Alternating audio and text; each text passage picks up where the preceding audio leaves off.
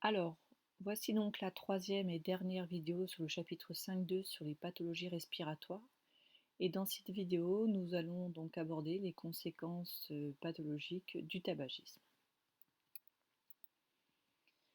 Alors, il existe tout d'abord deux types de tabagisme, donc on le voit très bien sur ce petit document. Donc la personne à gauche qui fume et les autres personnes qui respirent donc la fumée de cette personne, sans être elle-même fumeur.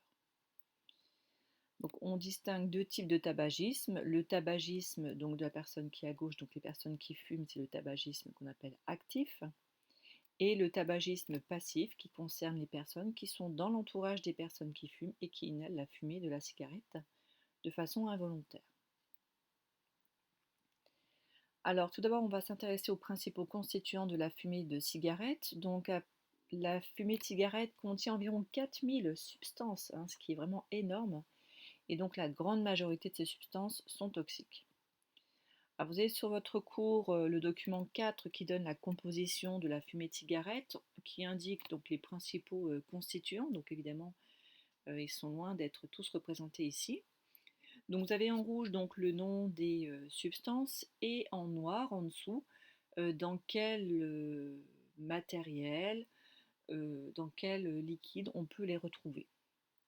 Alors pour en citer que peut-être quelques-uns, on a du toluène qui est donc un solvant utilisé dans les industries.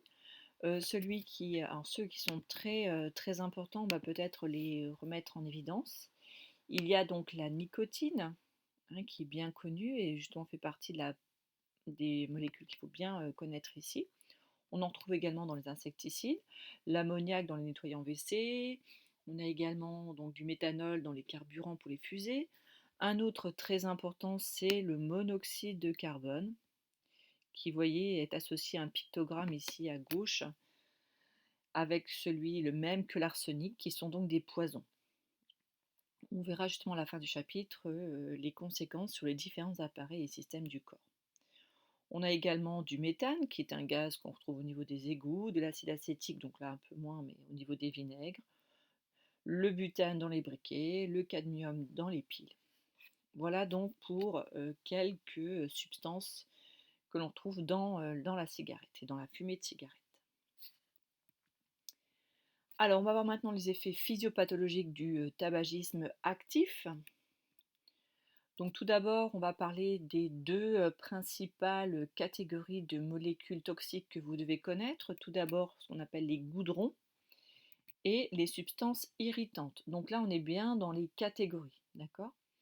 Donc ce sont, on l'a vu, des substances tout d'abord cancérigènes, donc qui entraînent l'apparition de cancers, donc lorsqu'elles sont absorbées en quantité et pendant donc des années. Mais elles altèrent aussi la structure de la muqueuse bronchique directement. Alors la muqueuse bronchique, on l'a vu, elle est constituée d'une couche de cellules épithéliales cylindriques recouvertes de cils fins orientés vers la lumière de la bronche. On a déjà vu l'importance de ces cils donc sur la face apicale des cellules épithéliales. Alors justement, on va voir les documents 5 et donc sur la représentation schématique de la muqueuse bronchique saine. Donc tout d'abord, vous avez ici donc la partie extérieure, d'accord. Ensuite, on a ici donc toute cette partie-là, cette épaisseur, c'est ce qu'on considère donc ici ça correspond à la muqueuse, d'accord. Donc c'est la partie qui est en contact avec l'air au niveau de la lumière qui est ici en jaune. Et donc on voit, tout d'abord on va donc annoter, on va faire apparaître donc les termes qui manquent. Cette première flèche ici vous indique donc les cellules ciliées. On voit d'ailleurs ces cils qui sont représentés un petit peu en bleu, bleu foncé ici. On les voit ici, qui donnent une bordure en brosse. Ensuite, justement, on a la surface de ces cellules des sécrétions bronchiques. Ensuite, vous avez ici une cellule qui est un peu différente, qui n'a pas de cils, mais c'est une cellule calciforme, on l'a déjà vu, c'est une cellule qui sécrète du mucus. Donc là, le mucus est représenté par ces structures sphériques bleues, qui va donc être envoyée ensuite vers la lumière de la bronche. Ensuite, en rouge, ici, donc ce sont des structures qui sont en coupe, ce sont des vaisseaux sanguins, donc des capillaires en coupe. On a ensuite des glandes ici, donc des cellules, des glandes qui sont constituées de cellules comme ça qui forment des canaux et donc ouverts vers la lumière de la bronche. Et enfin ici, vous voyez des petites cellules allongées. Donc on l'a vu déjà dans un chapitre, ce sont des fibres musculaires donc qui sont sur l'extérieur de la muqueuse bronchique. Et on l'a vu au moment de l'asthme, pendant une crise d'asthme, ce sont ces muscles qui vont se contracter et réduire la lumière de la bronche. Voilà donc le schéma d'une muqueuse bronchique tout à fait saine. Alors maintenant, on va s'intéresser à des photos de microscopie et donc de la muqueuse bronchique, toujours en comparant donc pour les photos en A les sujets sains et en B le sujet qui est tabagique. Alors tout d'abord, sur cette photo, donc c'est la muqueuse vue au microscope optique d'un sujet sain. On retrouve donc les cellules épithéliales allongées ici, d'accord, et on voit à la surface les cils. Si on regarde chez un patient tabagique, on retrouve également donc des cellules allongées. Alors on voit que les noyaux sont un peu plus gros. La coloration n'est pas tout à fait la même, hein, donc il ne faut pas trop regarder les couleurs. Et voyez surtout ici, à la surface, il n'y a plus de cils. D'accord? Les cils ont été donc abîmés à cause des substances donc inhalées. Alors on va voir maintenant les schémas correspondants aux photos. Donc j'ai laissé sur la même diapositive. Donc chez une personne saine, on retrouve donc le tissu de la muqueuse avec les cils vers la lumière de la bronche, les cellules épithéliales qui sont donc ciliées et les cellules calciformes ici à la base qui sécrètent donc du mucus. Et on a la lame basale et le tissu conjonctif sous-jacent. Donc ça c'est chez une personne saine.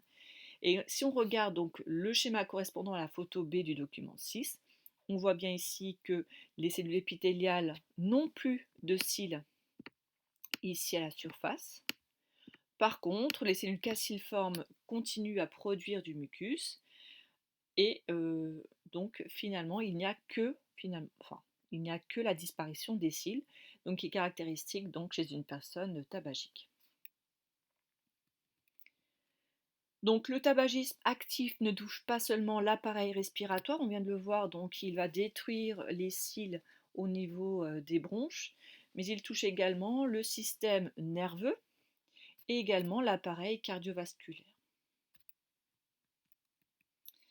Alors, on va voir justement plus en détail donc les conséquences du tabagisme, donc les 4 catégories importantes contenues dans la fumée de cigarette sur les 3 systèmes et appareils du corps. Donc tout d'abord, avant de dévoiler les 4 catégories, vous avez tout d'abord les 3 systèmes et appareils concernés. Donc on vient de voir le système nerveux central, donc tout ce qui est cerveau, moelle épinière. On a l'appareil respiratoire évidemment et l'appareil cardiovasculaire. Donc sur la gauche ici, vous avez la colonne des 4 catégories de substances à connaître par cœur. D'accord? Donc vous pouvez éventuellement les surligner ou les écrire en rouge directement dans votre tableau. Elles sont vraiment à apprendre par cœur. D'accord? Ça, c'est vraiment très important. C'est écrit dans les capacités exigibles au bac. Alors, la première substance, on l'a déjà vu, c'est la nicotine. Alors, la nicotine, elle agit sur le système nerveux central, puisqu'en fait, dès la première cigarette, il y a une dépendance physique. C'est un anti-stress et donc il y a une sensation de plaisir. Donc cette sensation de dépendance apparaît très tôt, donc après avoir fumé la première cigarette. La nicotine agit également sur l'appareil cardiovasculaire puisqu'elle va provoquer une tachycardie, donc l'accélération du rythme cardiaque et une hypertension artérielle. Ensuite, on a les goudrons, d'accord? Ces goudrons vont se déposer évidemment au niveau de l'appareil respiratoire. Donc il va provoquer l'apparition de cancer des poumons et il va également entraîner l'épaississement du mucus. Et comme le mucus va être plus épais et plus abondant, donc la respiration sera plus difficile. Donc ce qu'on a appelé tout à l'heure la dyspnée. Ensuite, on a le monoxyde de carbone. Donc le monoxyde de carbone, sa formule chimique, vous connaissez déjà le dioxyde de carbone, donc CO2. Là, le monoxyde de carbone, c'est donc une formule c'est écrit CO. Alors il agit sur l'appareil respiratoire puisque finalement le CO va prendre la place du dioxygène. Donc il y aura moins de dioxygène dans le sang, donc on est en hypoxémie ou on est en hypoxie. D'accord? Et là, comme il y a moins de dioxygène, on a une difficulté au niveau de la respiration, donc une dyspnée. Au niveau de l'appareil cardiovasculaire, donc on a la même chose, puisque c'est le sang hein, qui fait circuler donc, ce gaz.